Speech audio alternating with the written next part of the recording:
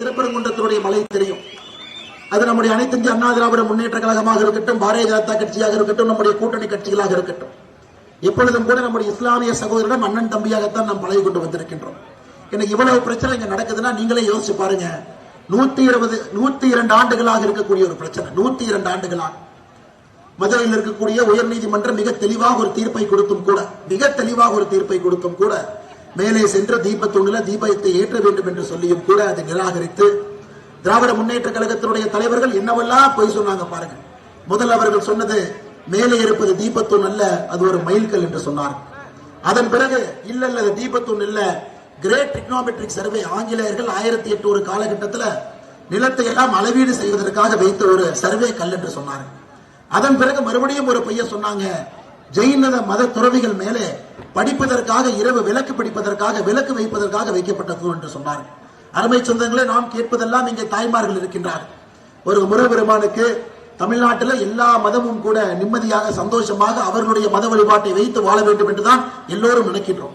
திருப்பரங்குன்றத்தில் எத்தனை நம்முடைய அன்பு சொந்தங்கள் முருகபெருமான முருக பக்தர்கள் இங்கே வந்து சென்று கொண்டிருக்கின்றார்கள். தினமும் நம்பிக்கையோடு வர்றாங்க. அவர்களுக்காக உயர்நீதிமன்றம் ஒரு கிளியர் கட் தீர்ப்பு, மிக தெளிவான ஒரு தீர்ப்பை கொடுத்தும் கூட மாநில அரசு வேண்டுமென்றே மத கலவரத்தை உருவாக்கி, ஒரு பிளவுத்தன்மையை உருவாக்கி, ஒரு பதற்ற சூழ்நிலையை திருப்பரங்குன்றத்திலே உருவாக்கி பல பிரச்சனைகளை உருவாக்கினார்கள். அருமை சொந்தங்களே, அதற்கெல்லாம் நியாயமாக இந்த தேர்தல் அமைய போகிறது. பாரத பிரதமர் நரேந்திர மோடி அவர்களே இங்கே வர வேண்டிய ஒரு சூழ்நிலை. வந்து முருகபெருமானை சந்தித்து விட்டு, உங்களுக்கு தெரியும், இதே மதுரை பகுதியில் அருமை சகோதரர் பூர்ணச்சந்திரன் அவர்கள் தீக்குளித்து இறந்த பொழுது தன்னுடைய மரண வாக்குமூலத்தில் இதைத்தான் சொல்லிவிட்டு இருந்தார். பாரத பிரதமர் அவர்கள் திருப்பரங்குன்றத்துக்கு மட்டும் வரல, பூர்ணச்சந்திரனுடைய குடும்பத்தையும் சந்தித்து விட்டு இங்கிருந்து சென்றிருக்கின்றார். அருமை சொந்தங்களே, முருக பக்தர்களே, நாம் எந்த மதத்துக்கும் எதிரானவர்கள் கிடையாது. நாம் கேட்பதெல்லாம் முருகனை கும்பிடுவதற்கு நமக்கான உரிமையை மட்டும் நாம் கேட்கின்றோம், அவ்வளவுதான். உயர் நீதிமன்றம் ஒரு தீர்ப்பு கொடுத்தும் கூட அதை மதிக்காம பிரச்சனையை உருவாக்கி காவல்துறையை ஏவல் துறையாக பயன்படுத்தி அதன் பிறகு நீதிமன்றத்தில் போய் காவல்துறையினுடைய போலீஸ் கமிஷனர், மதுரை மாநகரத்தினுடைய போலீஸ் கமிஷனர் மன்னிப்பு கேட்க வேண்டிய அவலமான நிலையை நாம ஒரு ஜனநாயகத்தில் பார்த்தோம். மதுரையினுடைய ஆட்சியர் நீதிமன்றத்திற்கு போய் மன்னிப்பு கேட்டுவிட்டு வெளியே வந்தார்.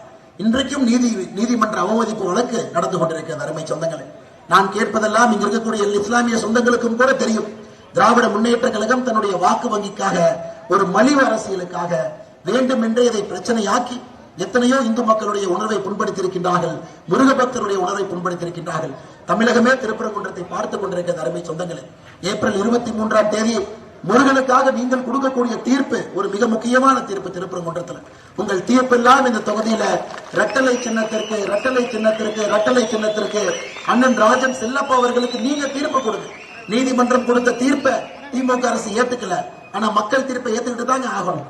நீதிமன்றத்தினுடைய தீர்ப்பை ஏத்துக்கல, அதை மதிக்கல, அதற்காக காவல்துறையை ஏவல் துறையாக மாற்றினார்கள். ஆனால் மக்கள் கொடுக்கக்கூடிய தீர்ப்பு என்பது நிரந்தரமான ஒரு தீர்ப்பு. ஏப்ரல் 23ஆம் தேதி நீங்கள் எல்லாம் அண்ணன் ராஜன் செல்லப்பா அவர்களை இந்த தொகுதியில, இந்த சட்டமன்றத்தில் ஒரு மிகப்பெரிய வாக்கு வித்தியாசத்தில் நீங்கள் வெற்றி பெற செய்ய வேண்டும் என்று அன்போடு இந்த நேரத்தில் கேட்டுக்கொள்கின்றேன். அருமை சொந்தங்களே, அது மட்டுமில்ல, இதே கனிமொழி அவர்கள் இந்த மாசம் ஏப்ரல் 2ஆம் தேதி திருப்பரங்குன்றத்தில் பிரச்சாரத்துக்கு வந்தார். அவர்கள் சொன்னது என்னன்னா, அனைத்து இந்திய அண்ணா திராவிட முன்னேற்ற கழகம் பாரதிய ஜனதா கட்சியும் இணைந்து இந்த தொகுதியில மத கலவரத்தை நாம் தூண்டிவிட்டோம் என்று சொன்னார்கள். எவ்வளவு பெரிய பச்சை பொய், எவ்வளவு பெரிய பொய் பாருங்க. யாராவது இங்க மத கலவரத்தை ஏற்படுத்தினாங்களா? நீதிமன்றத்தினுடைய உத்தரவுப்படி மேல போங்கன்னு தான் கேட்டாங்க. யாரும் யாரையும் ஒரு கடினமான வார்த்தை கூட சொல்லல. அவ்வளவு மோசமாக நடந்து கொண்டு திராவிட முன்னேற்ற கழகத்தினுடைய தலைவர்கள் பொய்யை பேசி அவர்கள் மத கலவரத்தை தூண்டுவதற்கு காரணமாக இருந்து, ஆனால் திருப்பரங்குன்றத்தினுடைய மக்கள் அமைதியை கடைபிடித்து இன்னைக்கும் நாம் அமைதியை கடைபிடித்து இங்கே நின்று கொண்டிருக்கின்றோம். அதனால் அருமை சொந்தங்களே, இது சரித்திர தேர்தல். திருப்பரங்குன்றத்தை பொறுத்தவரை ஒரு வரலாற்று தேர்தல். தமிழகத்தினுடைய கண்ணெல்லாம் திருப்பரங்குன்றத்தின் மீது இருக்கிறது. தமிழகத்தினுடைய கண்ணெல்லாம் ஏப்ரல் 23ஆம் தேதி வாக்கு பெட்டியில நீங்கள் செலுத்தக்கூடிய வாக்கை பார்த்து கொண்டிருக்கிறது. ஆனால் அன்பு சொந்தங்களே, இந்த வாய்ப்பை விட்டுவிடாதீர்கள். அண்ணன் அவர்களை மிகப்பெரிய வாக்கு வித்தியாசத்துல நீங்கள் வெற்றி பெற செய்ய வேண்டும் என்று பணிவொன்போடு கேட்டுக்கொள்கின்றேன். அருமை சொந்தங்களே, இது மட்டும் இல்ல, ஏதோ நம்ம முருகன் அவர்களை பத்தி பேசுறதுக்காக வரலைங்க. முருகன் இருக்கிறாரு, பாத்துக்கிறாரு. அண்ணன் ராஜன் செல்லப்பா அவர்கள் மீது அருளை முருக வருவான் கொடுக்க போறாங்க. நிச்சயமாக வரலாற்று சிறப்புமிக்க வெற்றி இங்கே வரை போகிறது. அடுத்து நீங்க பாருங்க, அண்ணன் சட்டமன்ற உறுப்பினராக இன்னும் பெரிய பொறுப்புகளோடு மதுரையில் இருக்கும் பொழுதுதான் நம்முடைய எய்ம்ஸ் மருத்துவமனை திறக்கப்பட்டிருக்கிறது. அருமை சொந்தங்களை, இன்னைக்கும் நம்முடைய முதலமைச்சர் ஸ்டாலின் அவர்கள், கனிமொழி அவர்கள் பொய்யா பேசுறாங்க. எய்ம்ஸ் என்பது தமிழகத்திற்கு எதற்காக வந்தது? புரட்சி தலைவி அம்மா ஜெயலலிதா அவர்கள் வேண்டும் என்று கேட்டதற்காகத்தான் தமிழகத்திற்கு எய்ம்ஸ் வந்தது. அந்த நேரத்தில் மத்திய இணையமைச்சராக ஐயா பொன் ராதாகிருஷ்ணன் அவங்க இருந்தாங்க. நம்முடைய பாரத பிரதமர் நரேந்திர மோடி அவர்கள் இந்தியாவுடைய பிரதமராக இருந்தாங்க. இந்தியா முழுவதும் எய்ம்ஸ் விஸ்தாரப்படுத்த வேண்டும் என்று நினைத்த பொழுது அதை மதுரைக்கு கொண்டு வர வேண்டும் என்று முடிவு செய்து மதுரைக்கு கொண்டு வந்தோம். காரணம், மதுரை இருந்தால் முழு தமிழகத்தில் இருக்கக்கூடிய மக்களும் இங்கே வருவார்கள். டெல்லிக்கு பிறகு தமிழகத்தில் தென்னிந்தியாவில் மிகப்பெரிய எய்ம்ஸாக இது இருக்க வேண்டும் என்று முடிவு செய்து மதுரைக்கு அந்த எய்ம்ஸ் கொடுக்கப்பட்டது. அதுவும்